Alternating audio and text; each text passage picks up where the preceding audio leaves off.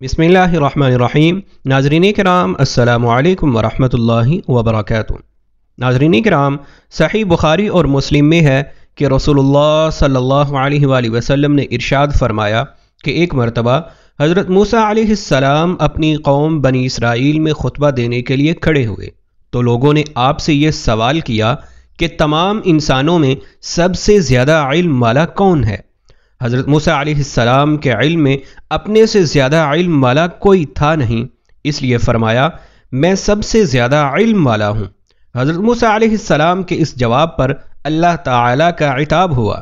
حضرت موسیٰ علیہ السلام پر وحی آئی کہ ہمارا ایک بندہ مجمع البحرین پر ہے، وہ آپ سے زیادہ علم والا ہے۔ موسیٰ علیہ السلام کو جب یہ معلوم ہوا تو اللہ تعالیٰ سے درخواست کی کہ جب وہ مجھ سے زیادہ علم والے ہیں تو مجھے ان سے استفادہ کے لیے سفر کرنا چاہیے، اس لیے عرض کیا یا الہی مجھے ان کا پتہ یا نشانی بتلا دی جائے۔ اللہ تعالیٰ نے فرمایا کہ ایک مچھلی اپنی زنبیل میں رکھ لو اور مجمع البحرین کی طرف سفر کرو، جس جگہ پہنچ کر یہ مچھلی گم ہو جائے بس وہی جگہ ہمارے اس بندے کے ملنے کی ہے۔ موسیٰ علیہ السلام نے حکم کے مطابق ایک مچھلی زنبیل میں رکھ لی اور چل دیے۔ ان کے ساتھ ان کے خادم یوشع بن نون بھی تھے۔ دوران سفر ایک پتھر کے پاس پہنچ کر اس پر سر رکھ کر لیٹ گئے۔ یہاں اچانک یہ مچھلی حرکت میں آ گئی اور زنبیل سے نکل کر دریا میں چلی گئی، اور مچھلی کے زندہ ہو کر دریا میں چلے جانے کے ساتھ ایک دوسرا معجزہ یہ ہوا کہ جس راستہ سے مچھلی دریا میں گئی اللہ تعالیٰ نے وہاں پانی کا جریان روک دیا اور وہ جگہ پانی کے اندر ایک سرنگ جیسی ہو گئی۔ یوشع بن نون مچھلی کا یہ عجیب معاملہ موسیٰ علیہ السلام کو بتلانا بھول گئے اور اس جگہ سے پھر روانہ ہو گئے۔ پورے ایک دن ایک رات کا مزید سفر کیا۔ جب دوسرے روز کی صبح ہو گئی تو موسیٰ علیہ السلام نے اپنے رفیق سے کہا کہ ہمارا ناشتہ لاؤ، کیونکہ اس سفر سے کافی تھکن ہو چکی ہے، یہاں تک کہ جس جگہ پہنچنا تھا اس سے آگے نکل آئے۔ جب موسیٰ علیہ السلام نے ناشتہ طلب کیا تو یوشع بن نون کو مچھلی کا واقعہ یاد آیا اور اپنے بھول جانے کا عذر کیا کہ شیطان نے مجھے بلا دیا تھا کہ اس وقت آپ کو اس واقعے کی اطلاع نہ کی، اور پھر بتلایا کہ وہ مردہ مچھلی تو زندہ ہو کر دریا میں ایک عجیب طریقہ سے چلی گئی۔ اس پر موسیٰ علیہ السلام نے فرمایا کہ وہی تو ہمارا مقصد تھا، یعنی منزل مقصود وہی تھی جہاں مچھلی زندہ ہو کر گم ہو گئی۔ چنانچہ اسی وقت واپس روانہ ہوئے اور ٹھیک اسی راستے سے لوٹے جس پر پہلے چلے تھے تاکہ وہ جگہ مل جائے۔ اب جو یہاں اس پتھر کے پاس پہنچے تو دیکھا کہ اس پتھر کے پاس ایک شخص سر سے پاؤں تک چادر تانے ہوئے لیٹا ہے۔ موسیٰ علیہ السلام نے اسی حال میں سلام کیا تو خضر علیہ السلام نے کہا کہ اس غیر آباد جنگل میں سلام کہاں سے آ گیا؟ اس پر موسیٰ علیہ السلام نے کہا کہ میں موسیٰ ہوں۔ تو حضرت خضر علیہ السلام نے سوال کیا کہ موسیٰ بنی اسرائیل؟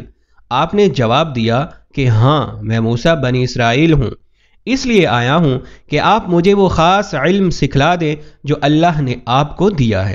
حضرت خضر علیہ السلام نے کہا کہ آپ میرے ساتھ صبر نہیں کر سکیں گے۔ اے موسیٰ، میرے پاس ایک علم ہے جو اللہ نے مجھے دیا ہے، وہ آپ کے پاس نہیں، اور ایک علم آپ کو دیا ہے جو میں نہیں جانتا۔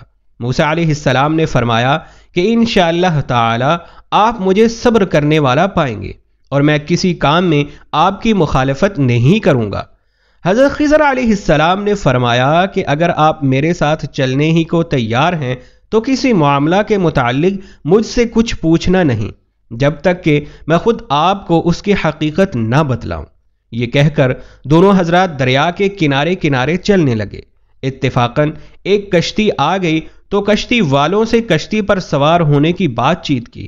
ان لوگوں نے حضرت خضر علیہ السلام کو پہچان لیا اور ان سب لوگوں کو بغیر کسی کرایہ اور اجرت کے کشتی میں سوار کر لیا۔ کشتی میں سوار ہوتے ہی حضرت خضر علیہ السلام نے ایک کلہاڑی کے ذریعے کشتی کا ایک تختہ نکال ڈالا۔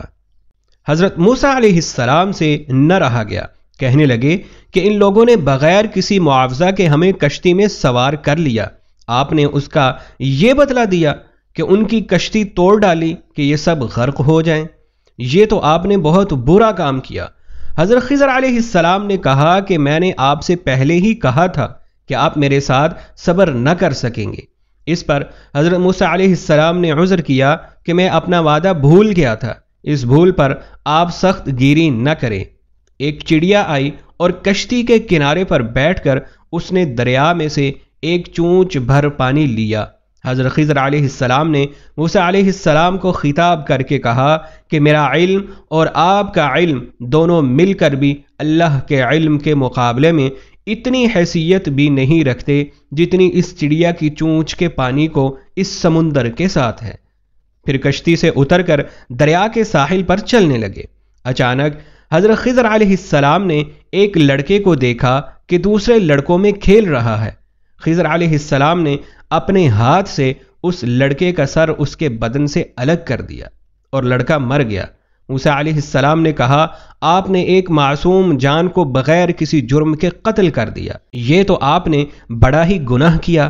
خضر علیہ السلام نے کہا کہ کیا میں نے پہلے ہی نہیں کہا تھا کہ آپ میرے ساتھ صبر نہ کر سکیں گے؟ موسیٰ علیہ السلام نے دیکھا کہ یہ معاملہ پہلے معاملے سے زیادہ سخت ہے، اس لیے کہا کہ اگر اس کے بعد میں نے آپ سے کوئی بات پوچھی تو آپ مجھے اپنے ساتھ سے الگ کر دیجئے، آپ میری طرف سے عذر کی حد پر پہنچ چکے ہیں۔ اس کے بعد پھر چلنا شروع کیا، یہاں تک کہ ایک گاؤں پر گزر ہوا۔ انہوں نے گاؤں والوں سے درخواست کی کہ ہمیں اپنے یہاں مہمان رکھ لیجئے، انہوں نے انکار کر دیا۔ اس بستی میں ان لوگوں نے ایک دیوار کو دیکھا کہ گرنے والی ہے۔ حضرت خضر علیہ السلام نے اس کو اپنے ہاتھ سے سیدھا کھڑا کر دیا۔ موسیٰ علیہ السلام نے تعجب سے کہا کہ ہم نے ان لوگوں سے مہمانی چاہی تو انہوں نے انکار کر دیا، آپ نے اتنا بڑا کام کر دیا، اگر آپ چاہتے تو اس کام کی اجرت ان سے لے سکتے تھے۔ خضر علیہ السلام نے کہا، اب شرط پوری ہو چکی، اس لیے ہماری اور آپ کی مفارقت کا وقت آ گیا۔ اس کے بعد خضر علیہ السلام نے تینوں واقعات کی حقیقت حضرت موسیٰ علیہ السلام کو بتلائی اور ارشاد فرمایا۔ چنانچہ قرآن کریم نے ان جوابات کا نقشہ یوں کھینچا ہے۔ جہاں تک کشتی کا تعلق ہے، وہ کچھ غریب آدمیوں کی تھی جو دریا میں مزدوری کرتے تھے۔ میں نے چاہا کہ اس میں کوئی عیب پیدا کر دوں، کیونکہ ان کے آگے ایک بادشاہ تھا جو ہر اچھی کشتی کو زبردستی چھین کر رکھ لیا کرتا تھا، اور لڑکے کا معاملہ یہ تھا کہ اس کے ماں باپ مومن تھے، اور ہمیں اس بات کا اندیشہ تھا کہ یہ لڑکا ان دونوں کو سرکشی اور کفر میں نہ پھنسا دے۔ چنانچہ ہم نے یہ چاہا کہ ان کا پروردگار انہیں اس لڑکے کے بدلے ایسی اولاد دے جو پاکیزگی میں بھی اس سے بہتر ہو اور حسن سلوک میں بھی اس سے بڑی ہوئی ہو۔ رہی یہ دیوار تو وہ اس شہر میں رہنے والے 2 یتیم لڑکوں کی تھی، اور اس کے نیچے ان کا ایک خزانہ گڑا ہوا تھا، اور ان دونوں کا باپ ایک نیک آدمی تھا۔ اس لیے آپ کے پروردگار نے یہ چاہا کہ یہ دونوں لڑکے اپنی جوانی کی عمر کو پہنچیں اور اپنا خزانہ نکال لیں۔ یہ سب کچھ آپ کے رب کی رحمت کی بنا پر ہوا ہے، اور میں نے کوئی کام اپنی رائے سے نہیں کیا۔ یہ تھا مقصد ان باتوں کا جن پر آپ سے صبر نہیں ہو سکا۔ ناظرین کرام، امید ہے کہ آپ کو یہ واقعہ انتہائی پسند آیا ہوگا۔ ہماری ویڈیو کو لائک کریں، شیئر کریں، ہمارے چینل کو سبسکرائب کریں۔ آپ سے پھر اگلی ویڈیو میں ملاقات ہوگی، تب تک کے لیے ہمیں اجازت دیجیے۔ اللہ حافظ۔